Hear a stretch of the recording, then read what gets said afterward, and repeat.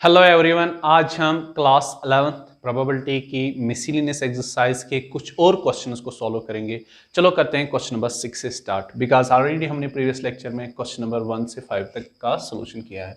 देखो question number 6 जो है ना, क्वेश्चन नंबर 6 में हमसे क्या पूछा जा रहा है।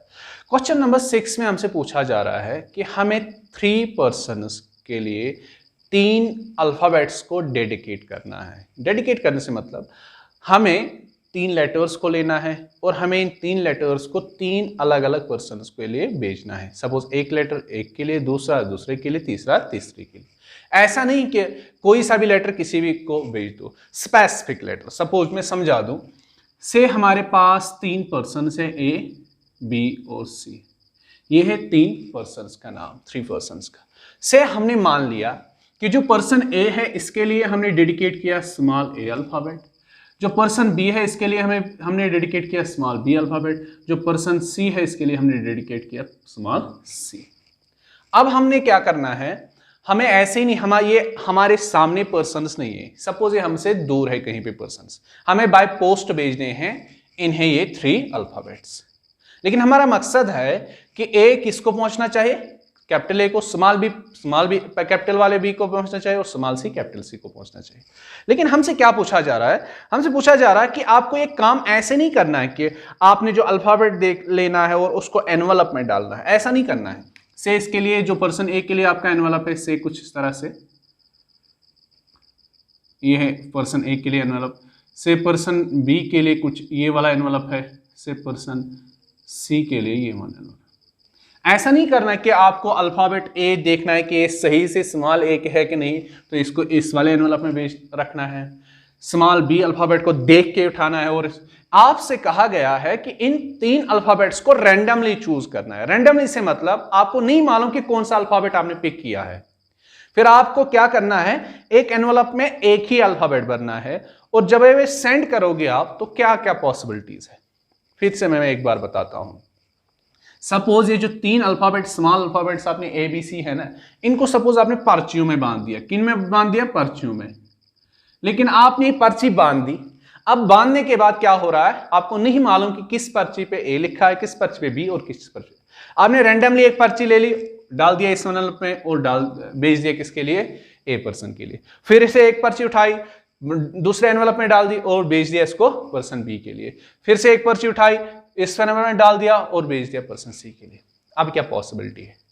अब पॉसिबिलिटी ये भी है कि इन 3 पर्सन के अल्फाबेट स्पेसिफिक किए थे, हो सकता है कि इनमें से किसी को भी सही अल्फाबेट नहीं पहुंचा हो। जैसे कि ए पर्सन को बी अल्फाबेट पहुंचा हो, बी पर्सन को सी अल्फाबेट पहुंचा हो, सी पर्सन को ए अल्फाबेट पहुंचा हो। दैट इज किसी को भी अपना वाला अल्फाबेट नहीं पहुंचा हो, सही अल्फाबेट।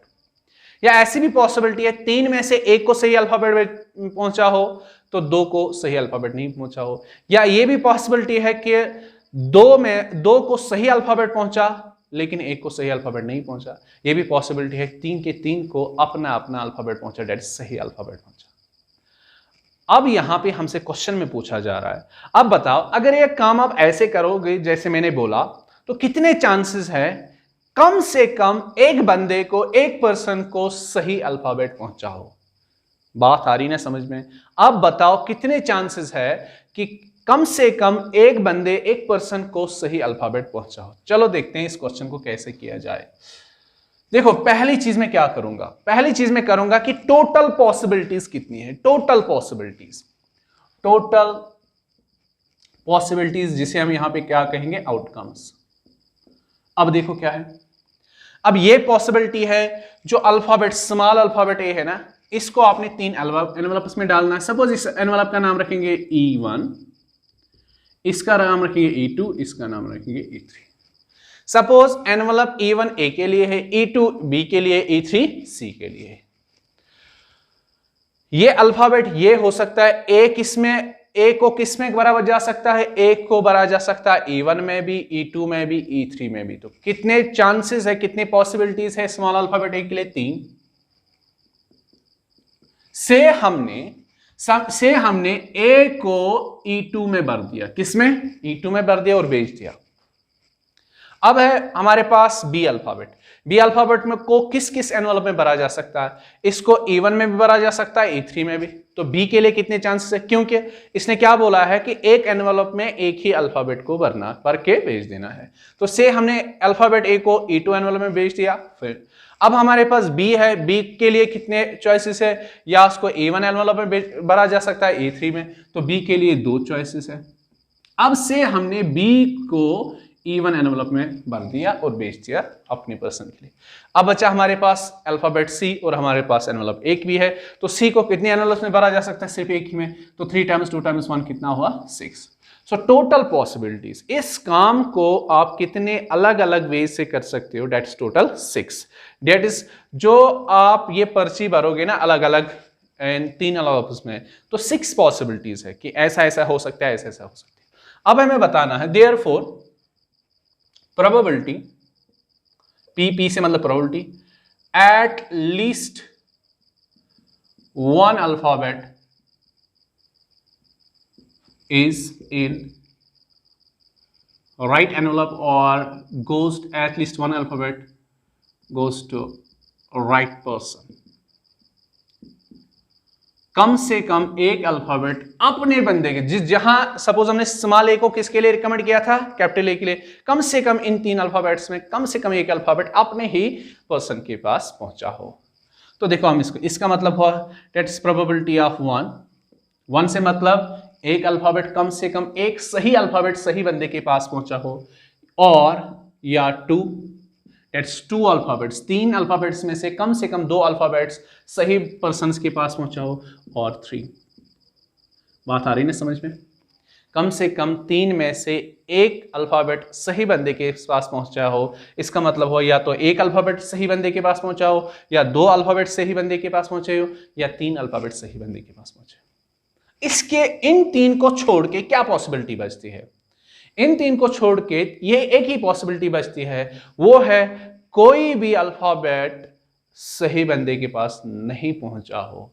देखो अगर आप ऐसे करोगे ना, फिर आपको देखना है प्रोबेबिलिटी ऑफ 1 के लिए कितना है, और में आएगा +2 के लिए, +3 के लिए। हम ऐसे करेंगे, इसके टोटल जो प्रोबेबिलिटी होती है, जो 100% प्रोबेबिलिटी होती है 1 में से हम माइनस करें, इन 3 को छोड़ के और क्या पॉसिबिलिटी बचती है कि कोई अल्फाबेट किसी भी सही बंदे के पास नहीं पहुंचा हो। That's probability no alphabet reach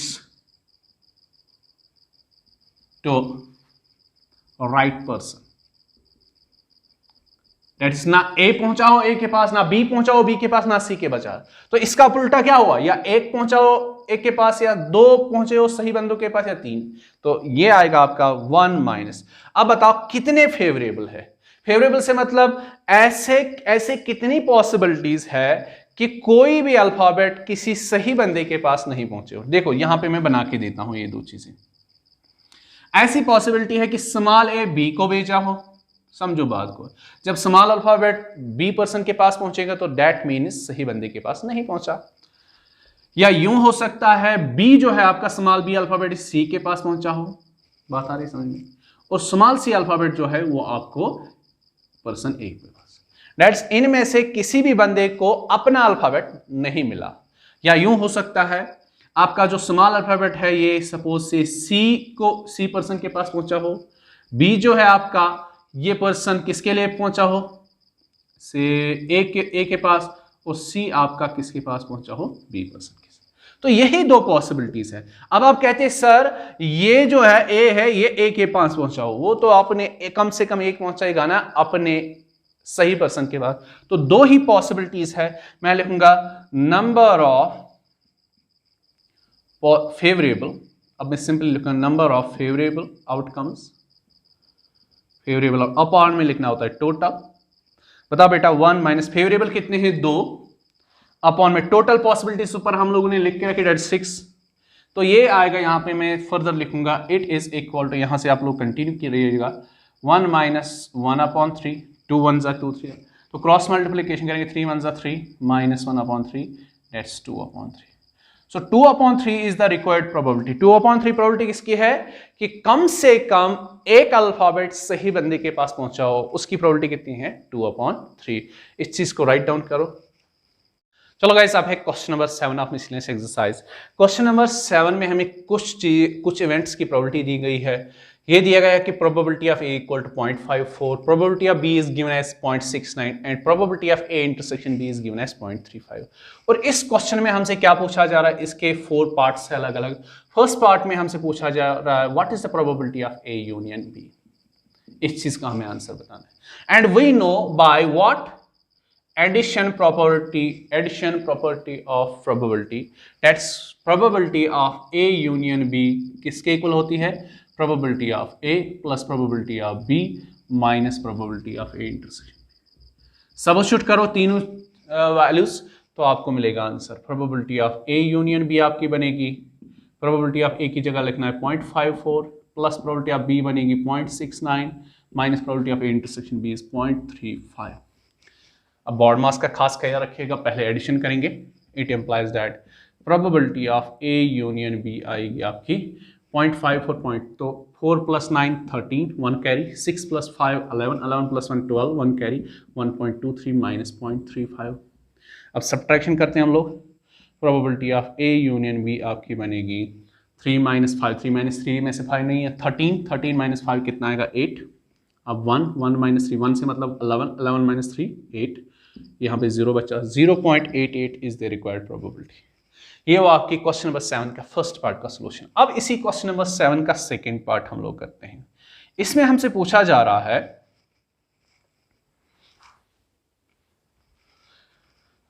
question number 7 के सेकंड पार्ट में हमसे पूछा जा रहा है what is the probability of A complement intersection B complement. देखो, इस चीज की प्रोबेबिलिटी निकालने के लिए ना तो हमें ए कंप्लीमेंट की प्रोबेबिलिटी दी गई, ना ही बी कंप्लीमेंट की। अब क्या करेंगे, अब इस कंप्लीमेंट को हम सिंपली ए और बी में कन्वर्ट करेंगे, that's either A intersection B और ए यूनियन बी, जिसमें भी कन्वर्ट होगा, ताकि हमें इसकी वैल्यू निकल जाए। बिकॉज हमें ए और बी, ए यूनियन बी मिला, ए इंटरसेक्शन बी मिला, ए प्रोबेबिलिटी मालूम है, बी की मालूम है। हम इस यहां पे क्या करेंगे, डिमॉर्गन्स लॉ का यूज। डिमॉर्गन्स लॉ देखो क्या कहता है, प्रोबेबिलिटी ऐसे ही रहेगी, A complement intersection B complement by De Morgan's law. De Morgan's law जो कहता है सेट थ्योरी का, वो कहता है A complement intersection B complement होता है ए यूनियन बी। मैंने बोला रखा है, वो जब अलग अलग कंप्लीमेंट हो, आपने कंबाइन किया, होल कंप्लीमेंट लिखा, तो इंटरसेक्शन के केस में आएगा यूनियन। अगर यहाँ पे यूनियन होता है, यहाँ आएगा इंटरसेक्शन का whole complement. That's A complement intersection B complement की जगह लिखा जा सकता है ए यूनियन बी का होल कंप्लीमेंट। अब आप कहोगे तो सर कैसे, कंप्लीमेंट तो हट ही नहीं गया। अब देखो कैसे हट गया, समझो। इसको मानो A, it is probability of A complement, या आप यूं कहोगे प्रोबेबिलिटी ऑफ नॉट ए। मैंने पढ़ा रखा है प्रोबेबिलिटी ऑफ नॉट ए किसकी इक्वल होती है, 1 माइनस प्रोबेबिलिटी ऑफ ए। लेकिन यहां ए की जगह क्या है बेटा, ए यूनियन बी। यहां पे इस चीज को कंटिन्यू करते हैं, हम लिखेंगे लेफ्ट साइड में क्या था एक्चुअली, जिस चीज की हमें प्रोबेबिलिटी निकालनी है, that's probability of A complement intersection B complement. वो किसके इक्वल आई, 1 minus probability of A union B. एक बार मैं फिर से लिखता हूं, 1 तो 1 ही रहेगा, minus probability of A union B already आप लोगों ने निकाल के रखे, दैट्स 0.88। अब 1 में से 0.88 माइनस करो, कैसे करोगे, 1 में तो पॉइंट वाला केस कुछ है ही नहीं, पॉइंट लिखो, पॉइंट के बाद 0 0 लिखो। अब देखो पॉइंट के बाद इस 0 में से तो 8 माइनस नहीं होगा, तो ये 1 यहाँ कैरी चले जाएगा, 10 बचेगा, 10 माइनस 8 आए आपका 2, और यहाँ पे 9 बचा, 9 माइनस 8 है 1, तो 0.12 is the probability of A complement intersection B. ये हुए आपके क्वेश्चन नंबर 1 के फर्स्ट 2 पार्ट्स का सॉल्यूशन। इस चीज को राइट डाउन करिएगा। चलो अब है third part of question number 7। Third part में हमसे पूछा जा रहा है what is the probability of A intersection B complement. देखो बच्चा लोग, इस चीज की प्रोबेबिलिटी हम लोग कैसे निकालेंगे। हमने पढ़ी है सेट थ्योरी में एक property, A intersection B complement होता है ए माइनस बी के equal, probability of A minus B. क्यों, ए इंटरसेक्शन बी कंप्लीमेंट किसके इक्वल होता है, ए माइनस बी। अब आप कहोगे sir probability of A minus B तो हमने सीखा नहीं है कि कैसे, थोड़ा सा मैं समझाता हूं वेन डायग्राम से। ये आपका यूनिवर्सल सेट है, यह आपका सेट ए है, यह आपका सेट बी है। अगर ये हुआ, ए माइनस बी में क्या आता है बेटा, ओनली ए के एलिमेंट्स, ओनली ए के elements, that is A minus B में यूं कहूं, ए माइनस बी है होता है बेटा आपका ये वाला सेक्शन। समझो मेरी बात को, ये है आपका ए माइनस बी वाला सेक्शन, और ये वाला जो पोर्शन है ना, ये वाला, ये है ए इंटरसेक्शन बी। देखो ए तो ये पूरा सर्कल हुआ था ना बेटा, लेकिन a माइनस बी आपका क्या है, ये वाला पोर्शन। तो a माइनस बी को आप कैसे लिख पाओगे? क्या हम यूं नहीं कह सकते कि a माइनस बी है पूरे a के इक्वल, माइनस इसमें से करेंगे ये वाला पार्ट क्या है, a और b का कॉमन पार्ट। सो हम यूं कह सकते हैं a minus B equals to a minus a intersection b। तो क्या लिखा जा सकता है a माइनस बी के बदले बेटा, a minus a intersection b। तो हम लिखेंगे probability of a minus B equal to probability of a minus probability of a intersection b। बात आ रही है बेटा समझ में? तो प्रोबेबिलिटी ऑफ a गिवन है what stat, that's 0.54 minus probability of a intersection b given है 0.35। तो माइनस कर लो, आपको आंसर मिलेगा 14 में से 5 तो कितने बचे, 4 में से 3 तो 1, तो 0.19 है इस क्वेश्चन नंबर 7 के थर्ड पार्ट का। अब इसी क्वेश्चन नंबर 7 का last part at fourth part में पूछा गया है, what is the probability of B intersection A complement. यहां था a इंटरसेक्शन b कंप्लीमेंट, यहां है b इंटरसेक्शन a कंप्लीमेंट। जैसे मैंने बोला था कि a इंटरसेक्शन b कंप्लीमेंट होता है a माइनस b के equal, b intersection a complement हुआ b माइनस a के इक्वल। एंड जैसे ही हमने ऊपर लिखा probability of a minus b होती है probability of a minus probability of इन दो की इंटरसेक्शन, ऐसे लिखेंगे probability of b minus a होगी probability of b minus probability of b intersection a लिखो या a इंटरसेक्शन b। अगर आपको सेट थ्योरी याद हो तो आपने सेट थ्योरी में पढ़ा होगा a intersection b equals to b intersection a, that's intersection is commutative, that's b intersection a की जगह हम a इंटरसेक्शन b भी लिख सकते हैं, कोई बात नहीं, दोनों में से प्रोबेबिलिटी ऑफ b गिवन है बेटा 0.69, इसमें से माइनस करेंगे probability of a intersection b that's 0.35। देखते हैं आंसर क्या मिलेगा, 9 माइनस 5 आएगा 4, 6 माइनस 3 आएगा 3, तो 0.34 आपका आंसर बना। ये हुआ आपके क्वेश्चन नंबर 7 के सब पार्ट्स का सॉल्यूशन। इस चीज को राइट डाउन करिएगा। चलो गाइस, अब इस एक्सरसाइज का क्वेश्चन नंबर 8 के का सॉल्यूशन हम लोग करते हैं। देखो क्वेश्चन नंबर 8 में क्या दिया गया है, एक कंपनी है, कंपनी से 5 लोगों को एक कमेटी के लिए चुना गया। क्या किया गया, कंपनी में जितने भी एम्प्लॉयज हैं उन सारे एम्प्लॉयज में से 5 एम्प्लॉयज को चुना गया एक कमेटी के लिए, और उन 5 एम्प्लॉयज की डिटेल सारी यहाँ पे लिखी गई है। डेट्स 1 2 3 4 5। हरीश एक एम्प्लॉय है, वो मेल है, उसकी एज 30 है। ऐसे ही रोहन है, वो भी मेल है, उसकी एज 33 है। ये एज जो लिखी है ईयर्स में लिखी गई है। शीतल एक एम्प्लॉय, वो फीमेल है, 46 एंड सो ऑन। अब क्या करना है, कंपनी को आपसे पूछा जा रहा है, आपको इन 5 एम्प्लॉयज में से एक स्पोक्स पर्सन बनाना है। क्या बनाना है, स्पोक्स पर्सन। तो अब आपसे पूछा जा रहा है, अब बता कितने चांसेस है वो स्पोक्स पर्सन होगा या मेल या होगा 35 इयर्स से ज्यादा एज का। समझो मेरी बात को। अब बताओ कि यहां से आप नहीं, यो कंपनी खुद करेगी इन 5 पर्सन में किसको चूज सेलेक्ट, एक स्पोक्स पर्सन को। और आपसे पूछा जा रहा है बताओ कितने चांसेस है, वो स्पोक्स पर्सन कौन हो सकता है, कोई भी हो सकता है, वो मेल फीमेल भी हो सकती है, वो किसी भी एज का हो सकता है। लेकिन अब आपसे पूछा जा रहा है, आप बताओ जो कंपनी इन 5 एम्प्लॉयज से एक स्पोक्स पर्सन सेलेक्ट करेगा, वो स्पोक्स पर्सन होगा या मेल या होगा 35 ईयर्स से ज्यादा। देखो मैं पहली चीज में क्या करता हूं, लेट ए स्टैंड, लेट ए से मैं रिप्रेजेंट करता हूं मेल को, एंड बी से मैं रिप्रेजेंट करता हूं person with age greater than 35। B किनको रिप्रेजेंट करता है, उन सारे पर्सन्स को जिनकी एज 35 से ज्यादा है, 35 से ज्यादा है। ए कैसे पर्सन्स को रिप्रेजेंट करता है, मेल पर्सन्स को। फिर आपसे पूछा जाता है देयरफॉर, तब मैं पहले मैं लिखूंगा since what is the probability of A. Probability of A से मतलब कितने चांसेस है जो स्पोक्स पर्सन सिलेक्ट किया जाएगा इन 5 में से, तो कितने चांसेस है वो मेल होगा, तो वो किसके इक्वल आएगा, number of males, that's number of favourable से मतलब नंबर ऑफ मेल्स। कितने मेल्स है टोटल, 3, और अपॉन में ऑलवेज क्या लिखना होता है, total, that's 3/5। What is the probability of B. B से मतलब बी किनको रिप्रेजेंट करता है, उन सारे पर्सन्स को जिनकी एज 35 से ज्यादा है। तो प्रोबेबिलिटी ऑफ बी आएगी नंबर ऑफ पर्सन्स फेवरेबल हो गए जिनकी एज 35 से ज्यादा होगी, 1 और 2 है, 46 और 41 और 2, तो अपॉन में क्या आएगा, टोटल। एंड इन दो की मुझे इंटरसेक्शन की जरूरत पड़ेगी, probability of A and B. Probability of A intersection B से मतलब जो ए में भी हो बी में भी। ए किनको रिप्रेजेंट करता है, मेल को। बी किनको रिप्रेजेंट करता है, जिनकी एज 35 से ज्यादा हो। तो ए इंटरसेक्शन बी में ऐसे पर्सन्स आएंगे, एक जो मेल हो और वो 35 ईयर्स से ज्यादा एज के हो। देखो 35 ईयर्स का ज्यादा ये है 46, लेकिन ये मेल नहीं है तो ये वाला नहीं आएगा। 41 वाला है, यस इसकी एज 35 से ज्यादा भी है और वो मेल भी है सलीम, तो ये वाला आएगा। तो फेवरेबल कितने हैं? ओनली 1, तो अपॉन में क्या लिखना होता है? 5। अब देखो इस सॉल्यूशन, इस क्वेश्चन का answer, therefore probability that spokes person, एक बार मैं लिखूंगा, spokes person is either male or whose age is more than 35। तो मैं लिखूंगा इस चीज को, probability spokes person is either male, male को हमने ऑलरेडी किससे प्रेजेंट किया है? ए से, और से मतलब यूनियन, जिसकी एज 35 से ज्यादा हो उसको हमने रिप्रेजेंट किया है बी से, तो हो गई probability of A union B. And you know ये किसके इक्वल होती है? Probability of A plus probability of B minus probability of A intersection B. तो बच्चा लोग अपनी अपनी वैल्यू सब्स्टिट्यूट करके बताओ। 3/5 है probability of A plus probability of B किसके इक्वल है? 1/5 minus probability of A intersection B, sorry 2/5 है प्रोबेबिलिटी ऑफ बी माइनस 1/5 है probability of A intersection B. देखो तीनों फ्रैक्शंस का डिनोमिनेटर सेम है, तो ये मैं लिखूंगा प्रोबेबिलिटी ऑफ मेल और एज मोर देन 35। अब मैंने यही क्वेश्चन लिखा, किसके इक्वल आया? तीनों का डिनोमिनेटर सेम है तो एलसीएम इनका बनेगा 5। तो ऊपर देखते हैं क्या बनेगा, 2 3 + 2 - 1, यही चीज बनेगी बेटा। तो 3 + 2 ये आएगा 5 - 1 दैट्स 4/5 इज द रिक्वायर्ड।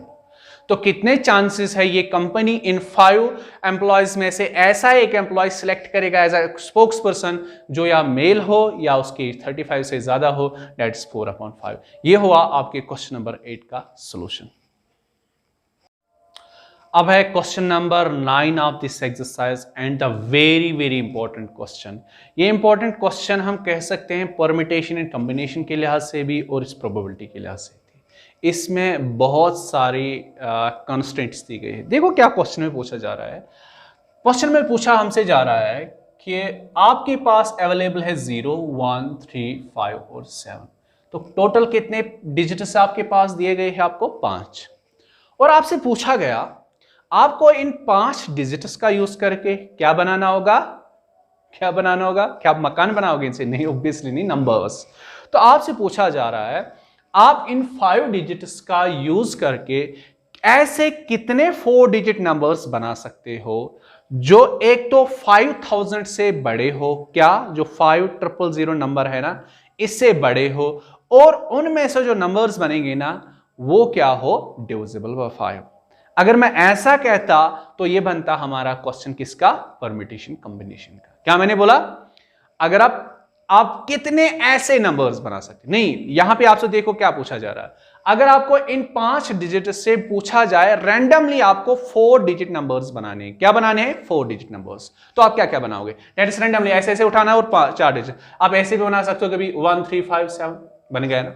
अब बना सकते हो 3057 बन गया 4 डिजिट नंबर, 7513, ओके।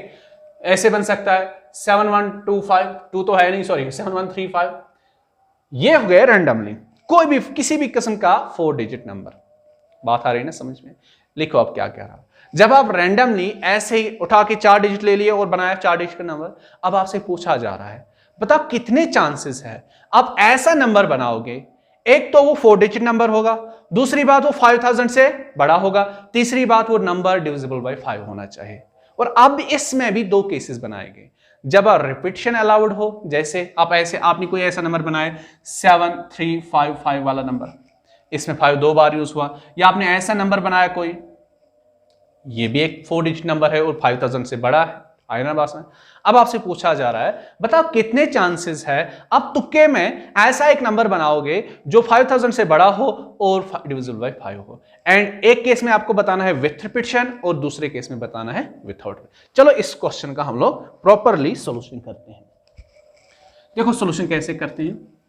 हम पहला केस लेंगे विथ रिपीटिशन। विथ रिपीटिशन से मतलब जब रिपीटिशन अलाउड हो। पहले हम देखेंगे हम टोटल ऐसे कितने नंबर्स बना सकते हैं। कैसे नंबर्स? जो 4 डिजिट नंबर्स हो, जो ग्रेटर देन 5000 हो और डिविजिबल बाद में total 4 digit numbers greater than, जो बड़े हो किससे, 5000 से आर। देखो कितने बनते हैं हम, अगर आपको याद हो परम्यूटेशन एंड कॉम्बिनेशन का पहला लेक्चर, उसमें मैंने बोला था फंडामेंटल प्रिंसिपल ऑफ काउंटिंग, और फंडामेंटल प्रिंसिपल ऑफ काउंटिंग में अभी हमने 2 काउंटिंग प्रिंसिपल पढ़े थे, और जो मेन है उसमें that's fundamental principle of multiplication. Fundamental principle of multiplication हमें सिखाता है आपको जितने डिजिट का नंबर बनाना है, आप समझो आपको उतनी वैकेंट प्लेसेस फिल करनी है। से हम 4 वैकेंट प्लेसेस यहां पे बनाते हैं। चलो अब देखते हैं किस वैकेंट प्लेस को कितनी बार फिल किया जा सकता है।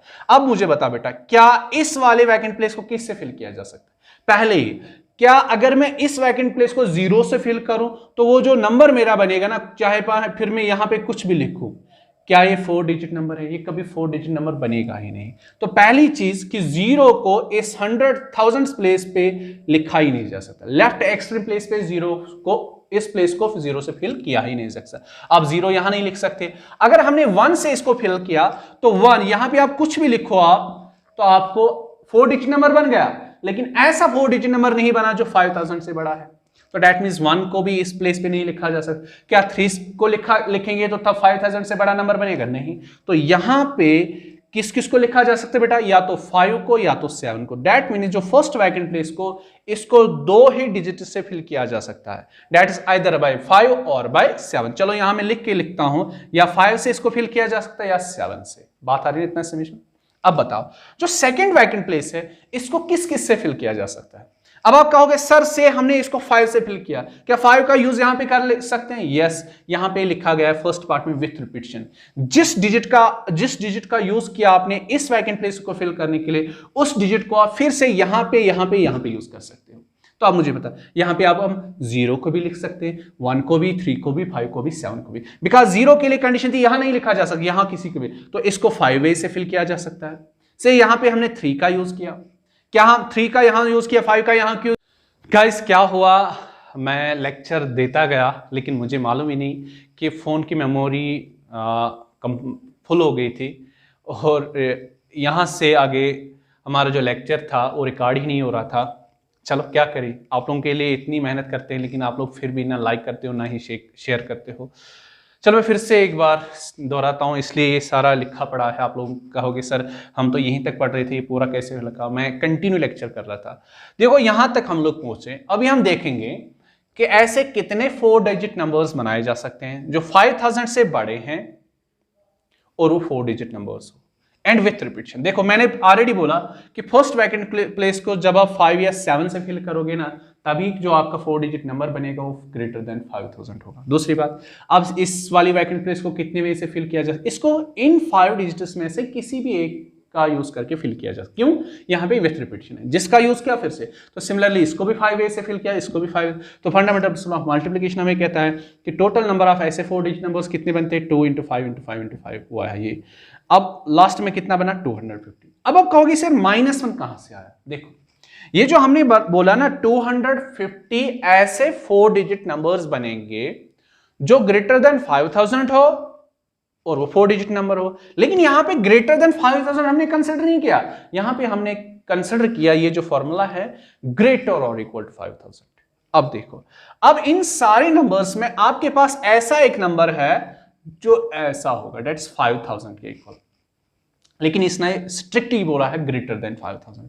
जो ये टोटल 254 डिजिट नंबर्स है जो ग्रेटर और इक्वल टू 5000 है, लेकिन हमें ओनली ग्रेटर देन 5000 चाहिए, और एक ही ऐसा नंबर है जो इक्वल टू 5000 है, इसलिए हमने यहां से ही -1 किया। तो टोटल कितने 4 डिजिट नंबर्स जो ग्रेटर देन 5000 है? वो है 249। अब हम पहले ये पता करेंगे कि इस केस में जिस चीज की हमें प्रोबेबिलिटी निकालनी है, फेवरेबल कितने। फेवरेबल से मतलब यहां पे आपको बताना है, अब बताओ ऐसे कितने 4 डिजिट नंबर्स बन सकते हैं जो 5000 से बड़े हो और 5 से डिविजिबल बाय हो, जिनको डिवाइड होता हो 5 से। तो number of favourable 4 digit number से मतलब, इसके ब्रैकेट में मैंने लिखा फेवरेबल से मतलब 4 digit numbers greater than 5000 and divisible by 5, उनको डिवाइड होना चाहिए 5 से। फिर से फर्स्ट वैकेंट प्लेस को या तो 7 से फिल किया जा सकता है, 5 से, सेकंड को किसी एक से भी, थर्ड के। अब है लास्ट वन, यूनिट प्लेस की बारी। अब आपको मालूम होना चाहिए कि जो नंबर होता है ना 4 डिजिट या 5 या 6 किसी भी डिजिट का, वो डिविजिबल बाय 5 कब होता है? कब होता है? जब उसकी यूनिट प्लेस पे हो 0 या 5। अब यहां पे अगर आपने 3 या 7 का यूज किया ना, या 1 का यूज किया, जो आपका नंबर बनेगा वो डिविजिबल बाय 5 नहीं होगा। देख, जैसे कि अगर आपने ऐसा नंबर बनाया 7351, ये तो 4 डिजिट नंबर है, ये तो 4 डिजिट नंबर ग्रेटर देन 5000 है, लेकिन ये नंबर डिविजिबल बाय 5 नहीं है। क्यों? इसके 1 प्लेस पे 1 है। अगर आपने ऐसे नंबर बनाया 7513, ये भी 4 डिजिट नंबर ग्रेटर देन 5000 है, लेकिन ये नंबर डिविजिबल बाय 5 नहीं है, क्योंकि इसकी यूनिट प्लेस पे 5 या 0 नहीं है। मुझे मालूम है एक ऐसा ही 4 डिजिट नंबर डिविजिबल बाय 5 होता है जिसके यूनिट प्लेस पे या हो 0 या 5। दैट इज, जब हम यूनिट प्लेस को सिर्फ उन्हीं डिजिट से फिल करेंगे, दैट इज 0 या 5 से, तभी आपका जो 4 डिजिट नंबर बनेगा वो डिविजिबल बाय। दैट इज, इसको भी दो ही वे से फिल किया। तो फिर से टोटल कितने बनेंगे? 2 × 5 × 5 × 2, वो आएगा 100। 100 फिर से -1 क्या आया? इन -1 में से एक, इन 200 नंबर्स में से आपका ऐसा भी एक 4 डिजिट नंबर आपने काउंट किया जिसकी फर्स्ट वैकेंट प्लेस पे 5 है, फिर रिमेनिंग 3 वैकेंट प्लेस पे 0 0 0 है। बात आ रही है ना समझ? 5000 एक तो इक्वल टू 5000 नंबर है और वो डिविजिबल बाय 5 भी है, लेकिन इसको हमने काउंट नहीं करना है, इसलिए मैंने -1 लिखा, -1। तो टोटल फेवरेबल कितने हैं? 99। और what is the probability of getting a 4 digit number greater than 5000 and divisible by 5? That is favourable upon total, which is 99/249। इस चीज को नोट डाउन कीजिए। हम लोग क्वेश्चन नंबर 9 का सेकंड पार्ट का सोल्यूशन करते हैं। अब है क्वेश्चन नंबर 9 का सेकंड पार्ट। क्वेश्चन नंबर 9 के जो सेकंड पार्ट है ऑलमोस्ट सेम है, लिटिल बिट डिफरेंस है। देखो क्या है, what is the probability of getting a 4 digit number greater than 5000 divisible by 5, लेकिन विथआउट रिपीटिशन। यहां पे एक्स्ट्रा क्या है बेटा? Without repetition. इस चीज की वैल्यू हमें फाइंड करनी है। वहां पे विथ रिपीटिशन था, यहां पे विथआउट रिपीटिशन। तो फिर से हम लोग यहां पे क्या करेंगे? Total number of 4 digit numbers ऐसे कितने बनेंगे, फिर करेंगे फेवरेबल नंबर्स इतने कैसे बनेंगे, तो टोटल में आंसर, फिर लास्ट में आंसर लिखेंगे फेवरेबल अपॉन टोटल। तो हम लिखेंगे total 4 digit numbers greater than 5000 without repetition case में कितने आएंगे? आर विथआउट रिपीटिशन आर कितने बनेंगे? समझो हमें 4 वैकेंट प्लेसेस को फिल करना हो, तो अब बता बेटा फर्स्ट वैकेंट प्लेस को किससे फिल किया जा सकता है? इधर बाय 7 और 5, दैट्स 2 वे से। क्यों? जब हम 7 या 5 से इसको फिल करेंगे तभी जो हमारा नंबर बनेगा वो मोर देन 5000 होगा। से हमने यहां पे यूज किया 7 का। अब इसने यहां पे क्या बोला है? Without repetition. विथआउट रिपीटिशन से मतलब जिसका यूज किया उसको फिर से इन वैकेंट प्लेस को फिल करने के लिए यूज नहीं किया। अब से हमने 7 का यूज किया, 7 इनमें से गया। अब हमारे पास है 0 1 3 5, तो कितने चॉइसेस हमारे सेकंड वैकेंट प्लेस पे? 4, तो इसको 4 वे से फिल किया जा सकता है। से हमने इसको 3 से फिल किया, अब 3 हमारे पास नहीं रहा। अब हमारे पास ना 3 है ना 7 है, ना 3 है ना 7 है। अब कितने डिजिट है हमारे पास इस वैकेंट प्लेस को फिल करने के लिए? 3 ही, 0 1 5, तो इसके 3 वे से फिल किया जाए। सपोज इसको 1 से फिल किया, अब 1 भी नहीं है हमारे पास। अब लास्ट वैकेंट प्लेस के लिए कितने है? 0 और 5, 2 ही। समझ आ रही है ना बात? तो एक लिखेंगे -1। -1 है ना, मालूम किस कौन सा वाला है? ओ शिट, -1 यहां पे नहीं करना है। टेस्ट कर रहा था आप लोगों को। क्यों? यहां पे विथ रिपीटिशन नहीं है, यहां पे ऐसा कोई नंबर बनेगा ही नहीं, बिकॉज ये तो 4 डिजिट नंबर है, लेकिन इसमें 0 रिपीट हुआ है 4 बार, तो ये वाला यहां पे ऐसा नंबर कैलकुलेट ही नहीं होगा, काउंट ही नहीं होगा, बिकॉज यहां पे ओनली वो नंबर्स काउंट होंगे जो विथआउट रिपीटिशन है, जिनमें एक डिजिट एक ही बार यूज हुआ होगा। तो आंसर कितना बनेगा? 2 × 4 × 3 × 2, तो वो आएगा बेटा 8। 8 टाइम्स कितना है? 6। तो टोटल कितने 4 डिजिट नंबर्स बन सकते हैं जो 5000 से बड़े हो और विथआउट रिपीटिशन के केस में? दैट्स 48। अब यहां पे हम लोग लिखेंगे फेवरेबल, तो हम लिखेंगे फेवरेबल 4 डिजिट नंबर्स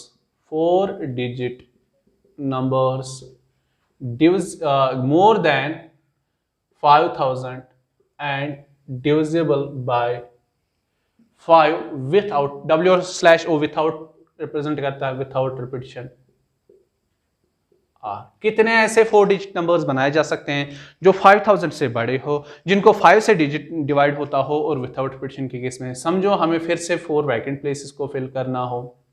बताओ फर्स्ट वैकेंट प्लेस को किस किस से फिल किया, इधर बाय 7 और बाय 5। तो इसको या दैट इज हम 2 ही वे से फिल कर सकते हैं।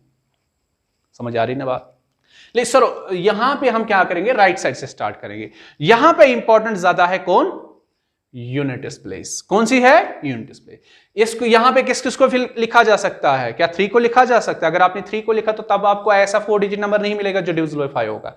यहां आप या तो 7 का यूज कर सकते हो या सॉरी या 0 का या 5 का। तो इसको 2 ही प्लेसेस से, 2 ही किन से फिल किया जा सकता है, या 0 से या 5 से हमने 5 का यूज किया यहां इसको फिल करने के लिए। तो अब हमारे पास 5 नहीं रहा। अब क्या नहीं रहा हमारे पास, 5, क्योंकि विदाउट रिपीटेशन है। इसको कितने वे से फिल किया जा सकता है, इसको इन रिमेनिंग में से किसी भी एक से फिल किया 7310 से, तो इसको 4 वे से फिल किया जा सकता है। से हमने 7 का यूज किया, अब 7 भी सॉरी से हमने 3 का यूज किया, अब 3 भी अवेलेबल नहीं है। अब ना हमारे पास 3 है ना 5 है, अब हमारे पास 3 है तो इसको 3 वे से फिल किया जा सकता है। अब से हमने यहाँ पे 1 का यूज किया, 1 है नहीं है हमारे पास। अब हमारे पास या तो है 0 या तो है 7। अब बताओ आप लोग, 0 को तो यहां नहीं लिख सकते हम लोग, किसको लिख सकते हैं, ओनली 7 को। तो इसको एक ही वे से फिल किया जा सकता है। तो टोटल कितने बनेंगे बेटा, that's 1 × 3 × 4 × 2, that is 4 3 12 times 2, that's 24। बात आ रही ना समझ में? तो अब लिखेंगे हम लोग therefore probability of getting a such 4 digit number which is greater than 5000 divisible by 5 and without repetition, वो किसके इक्वल होगा, फेवरेबल अपॉन टोटल। फेवरेबल हमारे कितने आए बेटा, 24, टोटल कितने हैं 48, नेट्स 1/2। ये हुआ आपके क्वेश्चन नंबर 9 के सेकंड पार्ट का सॉल्यूशन। इस चीज को राइट डाउन कर लीजिएगा।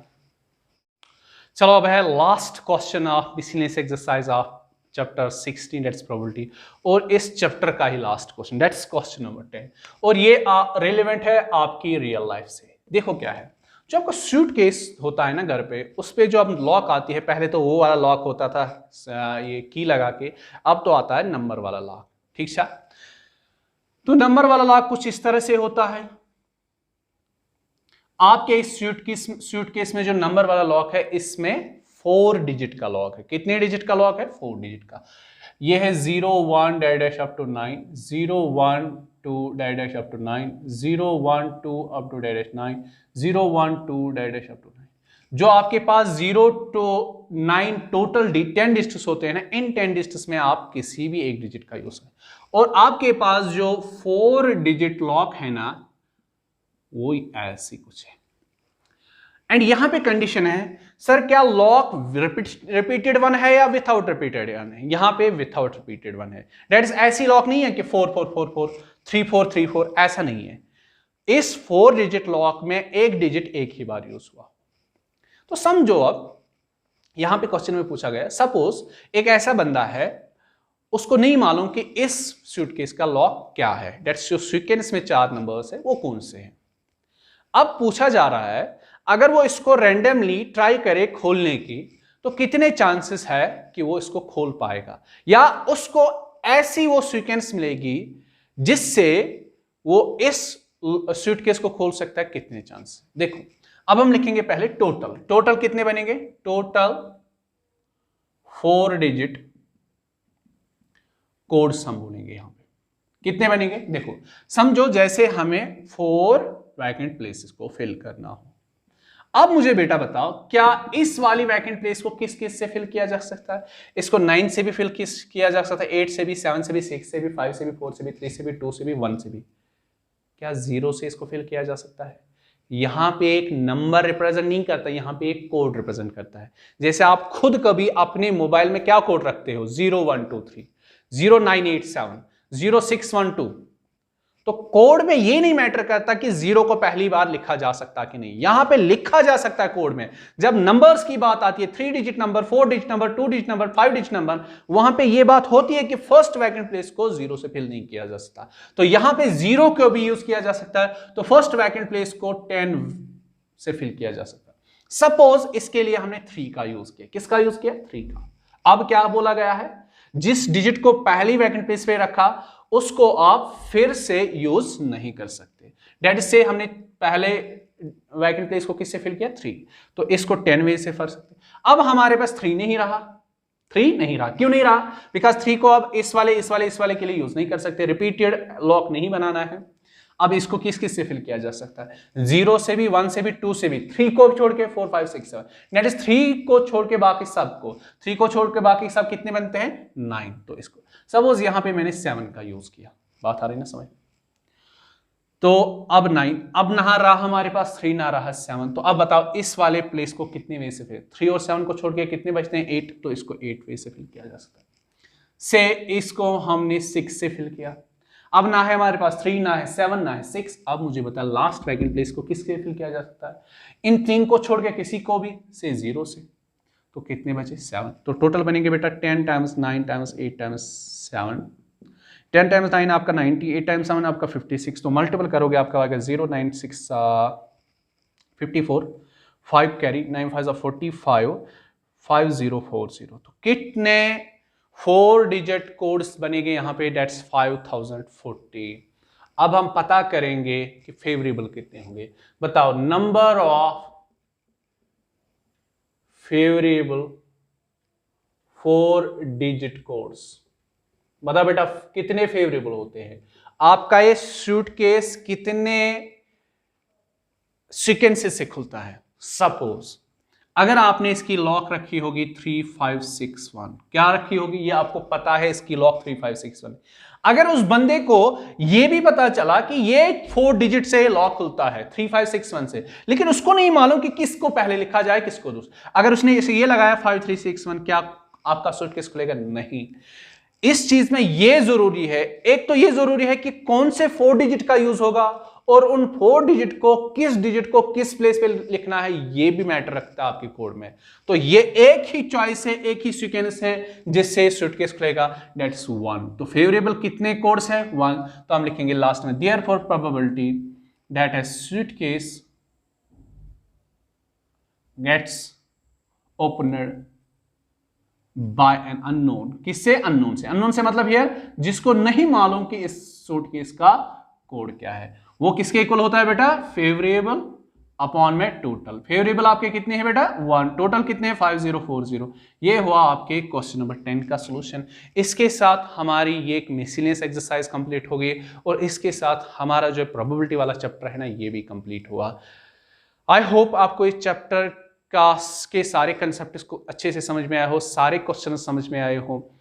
अगर नहीं समझ में आया हो तो दोबारा उस टॉपिक को सुनने की कोशिश करना, फिर से उसको एक बार रिपीट करना, देखना है। फिर से अगर नहीं समझ में आया तो आपके लिए कमेंट बॉक्स ऑलवेज खुला रहता है। तो गाइस लाइक, शेयर और सब्सक्राइब करना मत भूलिएगा। चलो मिलते हैं आपको अगले लेक्चर में नए टॉपिक, नए चैप्टर के साथ। इस चीज़ को राइट डाउन कीजिएगा।